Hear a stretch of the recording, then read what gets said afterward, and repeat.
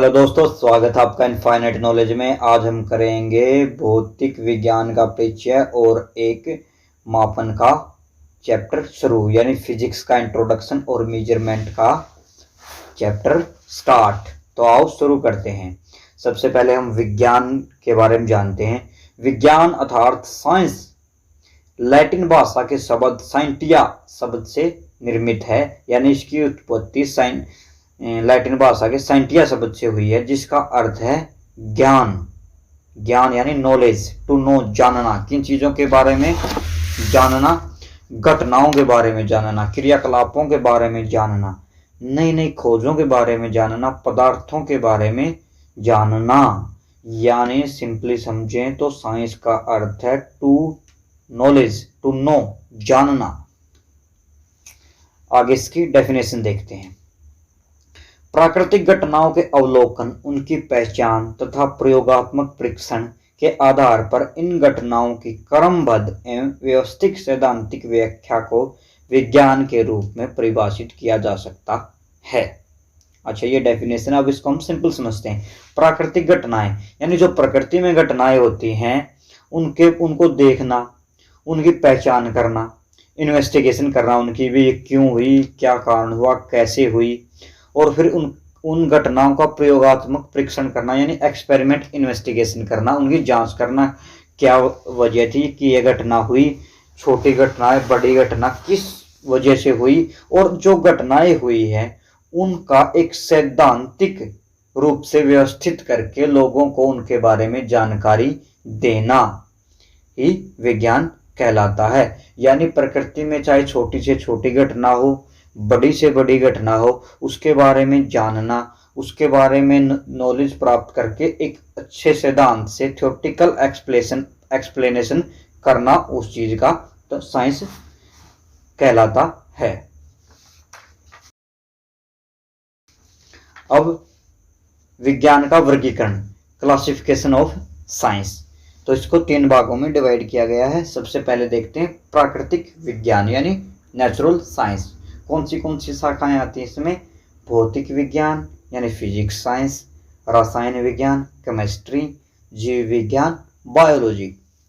फिर औपचारिक विज्ञान यानी फॉर्मल साइंस, इसके अंदर गणित, तर्कशास्त्र, सांख्यिकी, निर्णय आदि का अध्ययन किया जाता है। सामाजिक विज्ञान यानी सोशल साइंस, इसमें मानव विज्ञान, सामाजिक विज्ञान, दर्शन शास्त्र आदि का इसमें अध्ययन किया जाता है। अब हम करते हैं फिजिक्स यानी भौतिक विज्ञान। भौतिक विज्ञान अर्थात फिजिक्स शब्द की उत्पत्ति मूल रूप से ग्रीक भाषा के फ्यूसियस शब्द से हुई है, जिसका अर्थ है प्रकृति यानी प्राकृतिक पदार्थ। सिंपली समझें तो भौतिक विज्ञान फिजिक्स शब्द की उत्पत्ति ग्रीक भाषा के फ्यूसियस शब्द से हुई है, जिसका अर्थ है नेचर, प्रकृति। अब इसकी परिभाषा क्या है? प्रकृति में व्याप्त यानी प्रकृति में पाए जाने वाले द्रव, मैटर और ऊर्जा और उनके आपसी संबंधों के बारे में अध्ययन करना ही फिजिक्स कहलाता है। यानी प्रकृति में पाए जाने वाले द्रव और ऊर्जा के वे आपसी संबंधों का अध्ययन करना ही फिजिक्स कहलाता है। सिंपली शब्दों में समझे तो। अब हम देखते हैं फिजिक्स की ब्रांचेज यानी भौतिक विज्ञान की प्रमुख शाखाएं। तो भौतिक विज्ञान का वर्गीकरण, इसको भी 2 भागों में बांटा गया है। एक परंपरागत भौतिकी जो सन 1900 पहले की फिजिक्स है, यानी इसका जो जनक था कौन थे? Sir Isaac Newton, classical physics.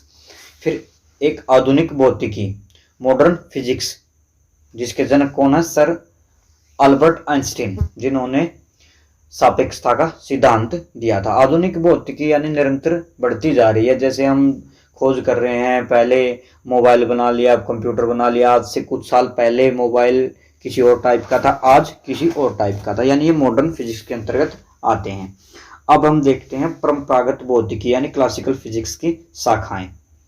कौन सी? यांत्रिक यानी मैकेनिक्स। यांत्रिक में क्या आता है? यांत्रिक के अंतर हम विभिन्न बलों के प्रभाव तथा वस्तुओं की गति का अध्ययन किया जाता है। गति यानी मोशन, यानी ये मोशन गति के नियम सभी का अध्ययन इसमें मैकेनिक्स में किया जाता है। फिर आगे प्रकाशिक यानी ऑप्टिक्स, इसके अंदर लाइट का यानी प्रकाश का अध्ययन किया जाता है। प्रकाश का प्रवर्तन, प्रकाश का अपवर्तन, प्रकाश का व्यतिकरण, यानी प्रकाश से संबंधित जितना भी नॉलेज है वो इस ऑप्टिक्स में उस चीज को अध्ययन किया जाता है। आगे है ध्वनि यानी ध्वनि विज्ञान। तो इसके अंतर्गत ध्वनि के उत्पादन, जो ध्वनि कैसे पैदा होती है, उसका संचरण, उसका नियंत्रण, ठोस द्रव गैस में ध्वनि कैसे काम करती है, इस सब का अध्ययन किया जाता है ध्वनि विज्ञान में। आगे आती है ऊष्मा एवं ऊष्मागतिकी यानी हीट एंड थर्मोडायनामिक्स। इस शाखा के अंतर्गत हम ऊष्मा एवं ताप, ऊर्जा एवं कार्य के आपसी संबंधों के प्रभावों का अध्ययन किया जाता है। यानी ऊर्जा और कार्य, इनका जो संबंध है उसका अध्ययन किया जाता है। फिर हीट यानी ताप का भी, ताप, ऊर्जा, कार्य, ऊष्मा, इनका आपस में क्या संबंध है, इन सब का अध्ययन किया जाता है हीट एंड थर्मोडायनामिक्स में। फिर आती है विद्युत चुंबकत्व यानी इलेक्ट्रोमैग्नेटिज्म। विद्युत चुंबकत्व में हम विद्युत धारा, चुंबक के गुण तथा उनके आपस के संबंधों का अध्ययन किया जाता है। यानी इसमें ट्रांसफार्मर, जनरेटर आदि का अध्ययन किसमें किया जाता है, इलेक्ट्रोमैग्नेटिज्म में। अब हम देखते हैं मॉडर्न फिजिक्स की शाखाएं। इसके जनक कौन थे, अल्बर्ट आइंस्टाइन। परमाणु भौतिकी, एटॉमिक फिजिक्स, इसके अंतर्गत हम परमाणु की संरचना, परमाणु कणों, इनके गुणधर्म आदि का अध्ययन किया जाता है। फिर आती है नाभिकीय भौतिकी, न्यूक्लियर फिजिक्स। इसके अंतर्गत परमाणु, नाभिक एवं नाभिकीय कणों जैसे प्रोटॉन, न्यूट्रॉन की संरचना और ये कैसे कार्य करते हैं, इन सब का अध्ययन किया जाता है। इन्हीं साइंस की वजह से ही आज हमारे पास परमाणु बम, न्यूक्लियर बम हैं। क्वांटम भौतिकी यानी क्वांटम फिजिक्स, यह भी एक क्वांटम भौतिकी है जो यांत्रिकी की शाखा है। इसमें अणुओं, परमाणुओं तथा नाभिकीय कणों के व्यवहार का अध्ययन किया जाता है। यानी ये अणु हैं जो कैसे कार्य करते हैं। फिर आता है ब्रह्मांड विज्ञान एवं अंतरिक्ष अन्वेषण यानी कॉस्मोलॉजी एंड स्पेस एक्सप्लोरेशन। यानी इस शाखा में हम ब्रह्मांड की उत्पत्ति कैसे हुई, इसकी संरचना कैसे हुई, खगोलीय पिंडों की गति का अध्ययन किया जाता है। यानी अंतरिक्ष से संबंधित जितना भी साइंस है वो इसके अंदर उसका अध्ययन किया जाता है। अब हम करते हैं अपना चैप्टर स्टार्ट, मेजरमेंट यानी मापन। मापन आमतौर पर निश्चित इकाई में किसी वस्तु के वजन, ऊंचाई, मात्रा को मापने को मापन कहा जाता है। लेकिन इसमें किसी भी वस्तु, व्यक्ति या गतिविधि की किसी भी विशेषता को शब्दों, प्रतीकों या इकाइयों में परिभाषित करना भी शामिल है। जैसे हमें किसी वस्तु की ऊंचाई का मापना भी, कितनी ऊंचाई है, कितना लंबाई है, और किसी का वेट कर वजन बताना भी, उसका वजन कितना है, वो दूध कितने लीटर है, या फिर वस्तु, किसी भी वस्तु का या फिर व्यक्ति का भी। अगर जैसे सिंपली समझे, अगर दो लड़के हैं, किसी की सोचने समझने की शक्ति ज़्यादा है, किसी की कम है, तो हम उसमें क्या कहेंगे, जिसकी सोचने समझने की शक्ति ज़्यादा की उसको बोलेंगे इसका आईक्यू लेवल ज़्यादा है, और जिसकी कम है उसका आईक्यू लेवल कम है। यानी सिंपली समझें तो इसकी डेफिनेशन क्या बनेगी, मापन वह प्रक्रिया है जिसके द्वारा किसी वस्तु, व्यक्ति या गतिविधि की विशेषता को विशिष्ट मानकों पर देखा, परखा व जांचा जाता है और मानक शब्दों, प्रतीकों या निश्चित इकाई में वर्णित किया जाता है। जैसे भार को किलोग्राम में, दूध को लीटर में मापते हैं हम। इस सिंपली तो व्यक्ति की गतिविधि, यही मैंने एग्जाम्पल दिया, तो उचित मानकों पर देखा जाता है, परखा जाता है और उनको फिर शब्दों या प्रतीकों, इकाइयों में ढाला जाता है। वो क्या कहलाता है, मापन। अब हम इसकी डेफिनेशन इंग्लिश में देखते हैं, क्योंकि कई बार ऐसा होता है हिंदी की डेफिनेशन है जो इंग्लिश में समझ में आती है और इंग्लिश की डेफिनेशन है जो हिंदी में समझ में आती है। इसलिए मैंने डेफिनेशन जो मुख्य वो दोनों, हिंदी और इंग्लिश दोनों में ली है। Measurement is the process by which a characteristic of an object, person और activity understood on specified standard and is described in a standard words symbols और डिफाइंड यूनिट। देखो, मेजरमेंट इज द प्रोसेस, मापन वह प्रक्रिया है, विच ए characteristic जिसके अंदर विशेषता होती है, ऑब्जेक्ट यानी वस्तु, पर्सन व्यक्ति, एक्टिविटी यानी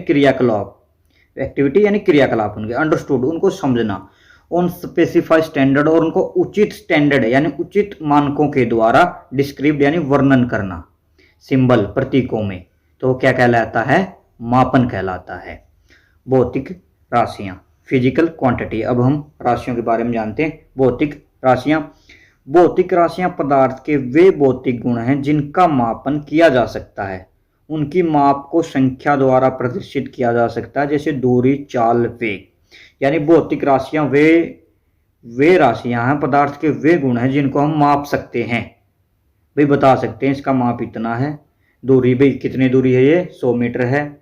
चाल, इसकी कितनों किलोमीटर प्रति घंटा चाल है। वेग, इसका वेलोसिटी कितनी है। All those quantity which can be measured, वो सभी राशियां जिसको हम माप सकते हैं क्या कहलाती हैं, फिजिकल क्वांटिटी। एग्जाम्पल लेंथ, मास, टाइम, etc आदि। अब भौतिक राशियों का वर्गीकरण, क्लासिफिकेशन ऑफ फिजिकल क्वांटिटी, ये 2 टाइप में डिवाइड की गई हैं, दिशा एवं परिमाण के आधार पर और मापन मात्रक के आधार पर। डायरेक्शन एंड मैग्नीट्यूड के आधार पर कितनी होती हैं, 2 होती हैं, अदिश राशियां और सदिश राशियां। अदिश स्केलर क्वांटिटी, सदिश वेक्टर क्वांटिटी। और मापन मात्रक के आधार पर मूल राशियां यानी फंडामेंटल बेस क्वांटिटी, व्युत्पन्न राशियां डेरिवेटिव क्वांटिटी, पूरक सप्लीमेंट्री क्वांटिटी। अब देखते हैं इनको अच्छे से। अदिश राशियां यानी स्केलर क्वांटिटीज, ऐसी भौतिक राशियां जिनको व्यक्त करने के लिए केवल परिमाण की आवश्यकता होती है, दिशा की नहीं। सिंपली समझे तो इसमें हमें दिशा की कोई भी जरूरत नहीं है, परिमाण होना चाहिए। जैसे दूरी कौन सी दिशा में जाओ, उत्तर पश्चिम दक्षिण, हमें कोई मतलब नहीं, हमें तो दूरी है, भाई कितनी दूर गया, 100 मीटर गया है। ऐसे ही चाल, कोई सी भी दिशा में जाएं, इसमें दिशा का कोई भी फंडा नहीं है। द्रव्यमान, इसके एग्जाम्पल है द्रव्यमान, दूरी, चाल आदि। Scalar quantity are not dependent on direction, can be described only by a magnitude. Scalar quantity किसी भी दिशा पर निर्भर नहीं है, इनके लिए बस मैग्नीट्यूड से ये वर्णन की जाती हैं। एग्जाम्पल लेंथ, मास, टाइम आदि। सदिश राशियां, वेक्टर क्वांटिटी, ऐसी भौतिक राशियां जिनको व्यक्त करने के लिए परिमाण के साथ साथ दिशा की आवश्यकता होती है, जैसे बल, विस्थापन, वेग। हाँ सही है। जैसे एक एग्जाम्पल के हिसाब से समझते हैं, जैसे फोर्स यानी फोर्स। अगर हमने किसी भी बोतल का, छोटी बोतल का, उसका ढक्कन खोलना है, अगर हम फोर्स को क्लॉकवाइज ही लगाते रहेंगे, 5 न्यूटन, 10 न्यूटन, लेकिन वो खुलेगा नहीं, टूट जाएगा, जब तक हम उसको एंटी क्लॉकवाइज नहीं घुमाएंगे। एंटी क्लॉकवाइज में थोड़ा सा भी फोर्स लगाएंगे तो खुल जाएगा। यानी इस पे किस पे डिपेंड हो गया, ये फोर्स दिशा पे भी डिपेंड हो गया कि हमने किस साइड उस चीज को लगाना, किस साइड नहीं लगाना है। अगर हम उसको क्लॉकवाइज घुमाते रहेंगे तो वो बंद ही होगा, तो आखिर में टूटेगा ही। अगर खोलना एंटी क्लॉकवाइज घुमाना पड़ेगा, तो इसमें किस चीज की जरूरत होगी, दिशा की। ऐसे ही विस्थापन में, ऐसे ही वेग में। अब vector quantities are dependent on both direction as well as magnitude, यानी वही डेफिनेशन है, ये दोनों चीजों पे डिपेंड करती है। डिपेंड यानी निर्भर करती है, डायरेक्शन पे भी और मैग्नीट्यूड पे भी। Example force, displacement, etc।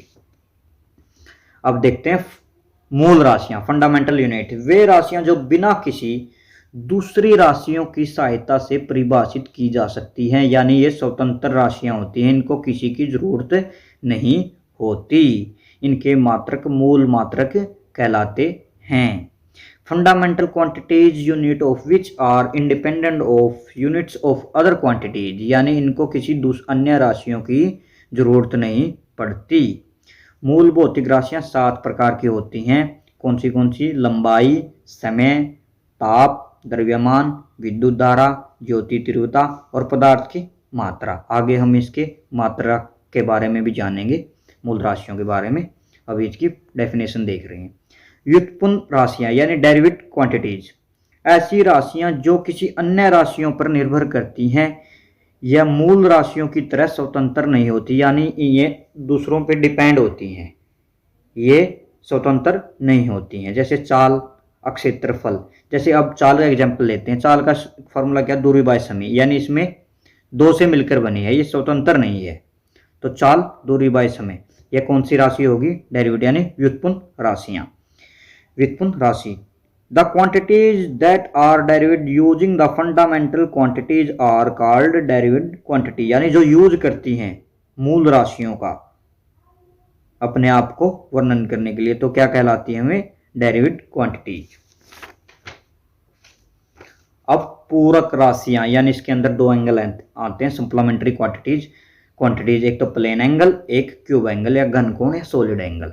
तो इसकी डेफिनेशन देख लेते हैं। ऐसी दो राशियां जो न तो मूल राशियों की श्रेणी में आती हैं, न ही व्युत्पन्न राशियों की श्रेणी में आती हैं। इसमें ये एंगल ही हैं, इनके बारे में जानते हैं हम। समतल कोण यानी प्लेन एंगल, मात्रक क्या इसका, रेडियन है। वो प्लेन एंगल मात्रक रेडियन, संकेत RAD, रेड। अब इसकी डेफिनेशन देखते हैं। 1 रेडियन वह कोण है जो वृत्त की त्रिज्या के बराबर का चाप वृत्त के केंद्र पर अंतरित करता है, जैसा कि मैंने चित्र में दिखाया गया है। जो O से A इसकी R होगी त्रिज्या, यानी A से B कितनी है इसकी लेंथ, मान ली L, और बीच का एंगल कौन हो गया, थीटा, यही क्या है, radian. It is an angle subtend at the center of a circle by an arc of circle, जो वृत्त की त्रिज्या के बराबर वृत्त के केंद्र पर बनता है। अब इसका कई बार पूछ लेते हैं 1 रेडियन इक्वल क्या होता है, तो इसका थोड़ा सा डिटेल में देखते हैं इसको। लेट मान लेते हैं थीटा इक्वल टू क्या हो गया, L/R, L length, R radius, बराबर है रेडियन। तो अब इसको हम सिंपली सोल्व करते हैं आगे। तो लेट मान लेते हैं L इक्वल टू क्या हो गया, R। तो थीटा की वैल्यू हम टेकते हैं L/R में, तो R से R कट जाएगा, कितना आएगा, थीटा इक्वल टू 1। तो थीटा इक्वल टू कितना आ गया, 1 रेडियन। अब इसको हम रेडियन को डिग्री में निकालते हैं, कई बार पूछ लेते हैं 1 रेडियन बराबर कितने डिग्री होता है। हमें पता पूरे वृत्त की परिधि यानी L पूरे वृत्त की कितनी होती है, 2πr, और पूरे वृत्त का कोण थीटा, पूरे वृत्त का एंगल कितना होता है का 360 डिग्री। तो हम थीटा की जगह 360 डिग्री रख देते हैं, और L की जगह 2πr अपॉन में L/R का फॉर्मूला होता ही है R, तो R से R कट जाएगा। तो 360 डिग्री इक्वल टू आ गया 2π, तो पाई को इधर रख लेते हैं, 2 उसके नीचे चला जाता 360 के, तो कितना आ गया 180 इक्वल टू पाई। तो 1 रेडियन बराबर कितना आ गया, 180/पाई। तो हम इसको काट के इसका सिंपल में लेके आते हैं, तो 1 रेडियन बराबर आ गया 57.3 डिग्री, इसका आंसर। अब एक और एंगल इसमें, घनकोण स्टेरेडियन, मात्रक स्टेरेडियन और संकेत इसका SR, ओमेगा से डिनोट करते हैं, सॉलिड एंगल।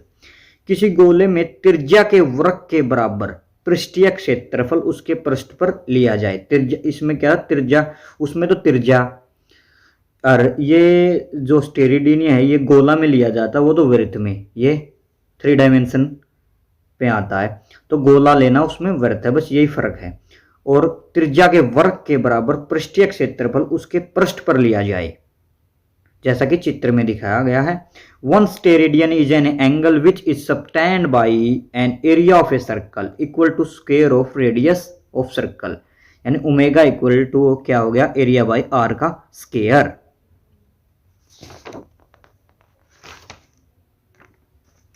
अब देखते हैं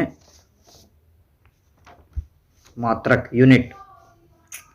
किसी भौतिक राशि के मापन के लिए निश्चित किया गया मानक मात्रक कहलाता है, यानी जो भौतिक राशियों के मापन के लिए लिया गया मान क्या कहलाता, मात्रक कहलाता। जैसे दूरी को हम किस चीज में मापते हैं, मीटर में। यूनिट्स, इंग्लिश में डेफिनेशन देखते हैं। Tool using which can measure physical quantities effective, यानी भौतिक राशियों के मापने के लिए जो टूल यूज किया जाता है वो क्या कहलाता है, यूनिट। ये मूल मात्रक जो मूल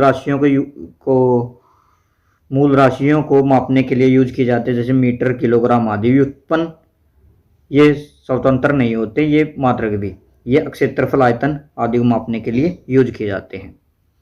मापन या मात्रक पद्धतियाँ कितने प्रकार के होते हैं? 4। एक CGS पद्धति, FBS पद्धति, MKS पद्धति, SI पद्धति। अब इनके बारे में जानते हैं। CGS पद्धति यानी सेंटीमीटर ग्राम सेकंड सिस्टम। इस पद्धति में लंबाई को सेंटीमीटर में, द्रव्यमान को ग्राम में तथा समय को सेकंड में मापा जाता है। इस मापन पद्धति को फ्रांसीसी प्रणाली, फ्रेंच सिस्टम या मीट्रिक प्रणाली भी कहते हैं। FBS foot pound second system. इस पद्धति में लंबाई को फुट में, द्रव्यमान को पाउंड में तथा समय को सेकंड में मापा जाता है। ब्रिटिश प्रणाली या ब्रिटिश सिस्टम भी इसे कहते हैं। MKS पद्धति मीटर किलोग्राम सेकंड सिस्टम। लंबाई को मीटर में, द्रव्यमान को किलोग्राम में और समय को सेकंड में मापा जाता है। इसका प्रयोग खासकर इंजीनियरिंग व औद्योगिक क्षेत्रों में मापने के लिए किया जाता है। अब SI सिस्टम इंटरनेशनल सिस्टम है यह प्रणाली अंतर्राष्ट्रीय मापतोल अधिवेशन 1971 में स्वीकार की गई थी। यह मापन पद्धति MKS पद्धति का परिभाषित रूप है। वर्तमान में यह पद्धति सर्वाधिक प्रचलन में, यानी अब के समय इसी पद्धति का प्रचलन है, यानी सभी जगह यही प्रयोग होती है, कहीं भी हो पूरे वर्ल्ड में। इस मापन पद्धति में 7 मूल मात्रक हैं। 2 पूर्व कोण है, रेडियन व स्टेरेडियन, जिसके बारे में हमने पीछे पढ़ा है। रेडियन समतल कोण या प्लेन एंगल, स्टेरेडियन घन कोण या सॉलिड एंगल ठोस कोण। अब देखते हैं मूल राशियों के प्रतीक। जो हमने पहले मूल राशि पढ़ी थी उसके प्रतीक ये इंपॉर्टेंट है। ये कितनी होती हैं? 7 होती हैं। लंबाई यानी लेंथ किसको मापते हैं? मीटर में। इसका प्रतीक क्या? M। द्रव्यमान यानी मास, किस चीज में? इसका मात्रक किलोग्राम यानी kg, किलोग्राम। समय टाइम सेकंड, S से डिनोट करते हैं। विद्युत धारा इलेक्ट्रिक करंट एम्पियर, A से डिनोट करते हैं। ताप टेम्परेचर केल्विन, K से डिनोट करते हैं। पदार्थ की मात्रा अमाउंट, यानी इसको मोल में डिनोट किया जाता है। पदार्थ की मात्रा मोल। ज्योति तीव्रता लुमिनस इंटेंसिटी, इसको किस चीज में मात्रक है? इसका कंडेला, CD। Thank you. यह हमारा फर्स्ट पार्ट खत्म हुआ मेजरमेंट का। कोई भी डाउट हो कमेंट में बताएं। चैनल को लाइक, सब्सक्राइब एंड कमेंट करें। थैंक्स।